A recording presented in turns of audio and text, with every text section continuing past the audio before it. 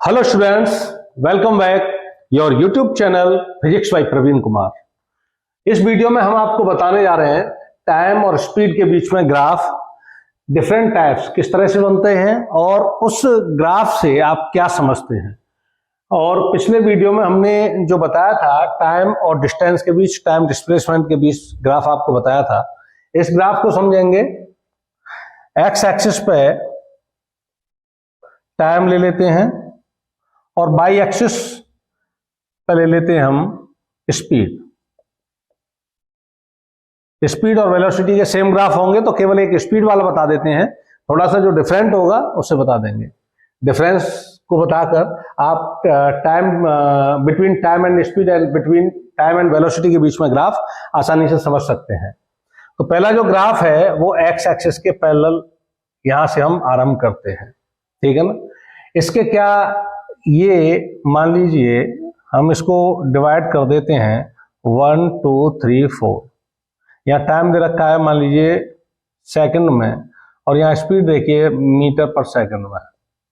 यहाँ 5 10 और 15 10 और 5 मीटर पर सेकंड, 10 मीटर पर सेकंड और 15 मीटर पर सेकंड।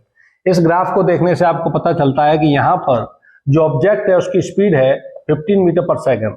आफ्टर 1 सेकंड, देखिए ये रिबन सेकंड, यहां से एक परपेंडिकुलर लाइन लीजिए जो ग्राफ के इस बिंदु पर मिलती है और यहां से इस बिंदु पर समय क्या हो रहा है, इस पॉइंट पर ए पर समय यानी आफ्टर 1 सेकंड। यहाँ टाइम क्या था, 0 टाइम पे इसकी जो स्पीड थी 15 मीटर पर सेकंड थी। आफ्टर 1 सेकंड जो स्पीड है उसे देखते हैं। अब स्पीड देखने के लिए क्या करोगे, यहां से एक परपेंडिकुलर बाई एक्सिस पर डालेंगे 15 मीटर पर सेकंड। इसके बाद 2 सेकंड पर यहां से एक परपेंडिकुलर डाला, 2 सेकंड पर भी स्पीड वही है, 3 सेकंड पर भी वही है, 4 सेकंड पर भी वही है। तो यह जो ग्राफ है ऑब्जेक्ट की कांस्टेंट स्पीड को शो करता है। किसे शो करता है, कांस्टेंट स्पीड को शो करता है। अब कांस्टेंट स्पीड है तो क्या इसमें एक्सीलरेशन होगा? एक्सीलरेशन के लिए आपको क्या चाहिए, change in speed, change in velocity.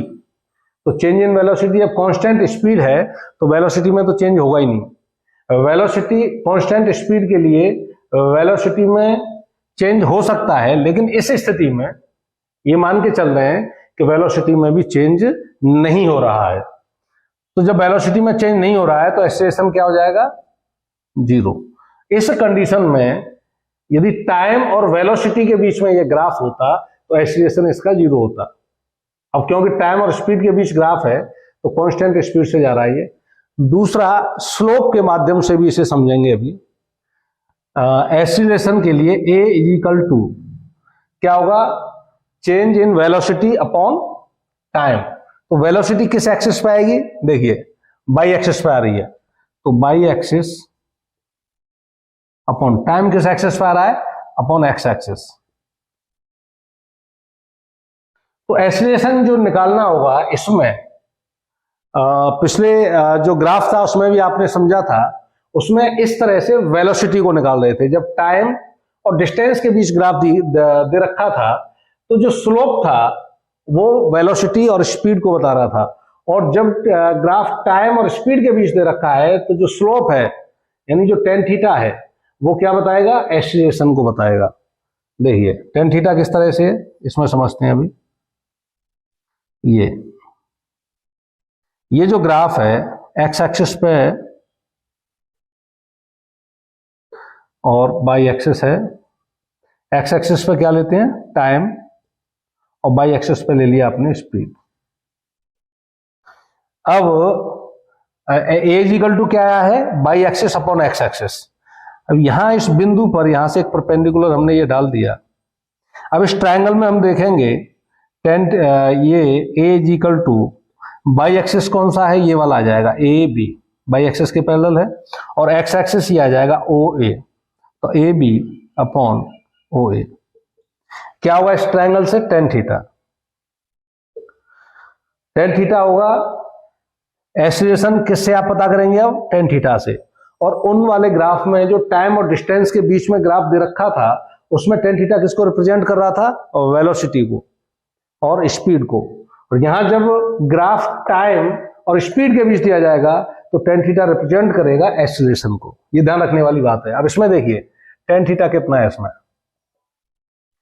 Tan theta, theta कौन सा है, एक्स एक्सिस से झुकाव लिया जाएगा, एक्स एक्सिस से किस एंगल पर है ग्राफ वो देखा जाएगा। तो यहाँ ये ग्राफ है एक्स एक्सिस के पैरेलल है, पैरेलल है यानी थीटा इक्वल टू 0 है, तो टेन 0 का मान क्या होता है 0, यानी एक्सीलरेशन 0। Is that clear? आप स्लोप के माध्यम से भी और वैसे भी ग्राफ को देखकर नॉर्मली आप पता कर सकते हैं कांस्टेंट स्पीड से जा रहा है, कांस्टेंट स्पीड से है तो एक्सीलरेशन 0 होगा। स्लोप के माध्यम से पता करना है तो ये ग्राफ है एक्स एक्सिस के पैरेलल है, और जो स्लोप हमें देखना है यानी थीटा जो देखना है एक्स एक्सिस से देखा जाएगा वो 0 है, पैरेलल है तो 0 है, टेन 0 का मान 0 यानी टेन थीटा क्या होता है acceleration, A is equal to 0। अब इसमें देखते हैं हम, इसमें यहां इसकी स्पीड 0 है, टाइम भी 0 है। अब टाइम भी बढ़ता जा रहा है, देखिए ये एक्स एक्सिस पे भी बढ़ रहा है और वाई एक्सिस पे भी बढ़ रहा है। जैसे यहां बात करें टाइम ये हो गया और स्पीड इसकी ये डिस्टेंस कवर की, थोड़ा सा आगे और चलेंगे तो अब टाइम टेकन ये हो गया, स्पीड क्या हो जाएगी इसकी ये, यानी टाइम के साथ साथ इसकी स्पीड में भी इंक्रीमेंट हो रहा है। तो इसमें एक्सीलरेशन है, एक्सीलरेशन है तो ए इज इक्वल टू क्या निकालेंगे, अभी जो आया था by axis upon X axis, तो बाई एक्सिस क्या आ गया इसमें A B upon X axis क्या आ गया ओ ए, टेन थीटा। तो यहां पर जो टेन थीटा है वो क्या क्या रहेगा, एक्सीलरेशन है लेकिन कांस्टेंट एक्सीलरेशन है। कांस्टेंट एक्सीलरेशन इसलिए है कि ये जो एंगल है थीटा ग्राफ का वो सेम है, यहां भी ये थीटा ही रहेगा, यहां भी ये थीटा ही रहेगा, ये एक ही एंगल पर खिंची हुई लाइन है। तो यहां पर एक्सीलरेशन इस ग्राफ में क्या रहेगा, कांस्टेंट रहेगा, लेकिन वेलोसिटी कांस्टेंट नहीं है। वेलोसिटी में क्या हो रहा है, इंक्रीमेंट हो रहा है, लेकिन यूनिफॉर्म वेलोसिटी है। ये इस तरह की जो स्ट्रेट लाइन होगी वो यूनिफॉर्म वेलोसिटी को रिप्रेजेंट करेगी। दूसरा ग्राफ लेते हैं हम, ये टाइम एंड स्पीड।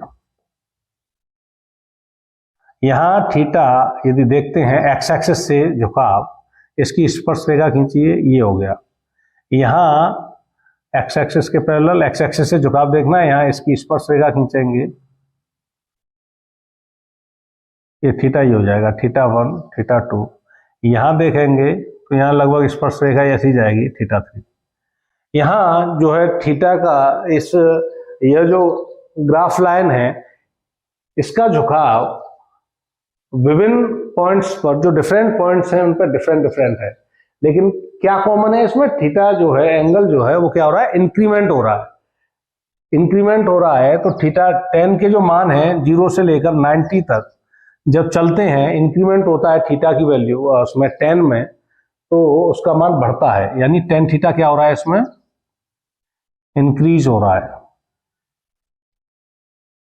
इंक्रीज हो रहा है तो टेन थीटा क्या है इसमें एक्सीलरेशन है, तो एक्सीलरेशन क्या हो रहा है, इंक्रीज हो रहा है इसमें। सेकंड फोर्थ ग्राफ इसमें देखते हैं इस तरह से, यहां देखेंगे ये टाइम है एक्स एक्सिस पे लेंगे और यहां क्या लेंगे, स्पीड लेंगे वाई एक्सिस पर। इस पॉइंट पर आप देखते हैं एक स्पर्श रेखा खींचती मैंने इसकी ग्राफ की, और यहाँ ये एंगल हो गया थीटा 1। इस पॉइंट पर देखेंगे तो एक्स एक्सिस से एंगल देखना है, एक्स एक्सिस के पैरेलल एक रेखा खींच दी और एक इसकी स्पर्श रेखा खींच दी, ये थीटा 2 हो गया। यहां देखेंगे इसको इस तरह से ले लेते हैं, यहां देखेंगे तो ये एक्स एक्सिस की लाइन हो गई और यही इसकी स्पर्श रेखा, लगभग ये जो थीटा 3 है लगभग क्या हो जाएगा 0। अब ये जो एंगल है थीटा, इसका ग्राफ लाइन का जो एंगल है किससे, एक्स एक्सिस से, उसमें क्या हो रहा है, वो डिक्रीज हो रहा है। तो थीटा क्या हो रहा है, डिक्रीज हो रहा है। और 10 में थीटा की वैल्यू जब 90 से 0 की ओर चलते हैं तो क्या होता है, 10 की वैल्यूज डिक्रीज होती जाती हैं। 10 थीटा क्या हो रहा है, डिक्रीज, और 10 थीटा क्या है, एक्सीलरेशन। एक्सीलरेशन क्या हो रहा है इसमें, डिक्रीज हो रहा है। फोर्थ जो ग्राफ होगा इसका, फिफ्थ सॉरी, चलिए एक मिटा देते हैं, ये पहले वाला ग्राफ।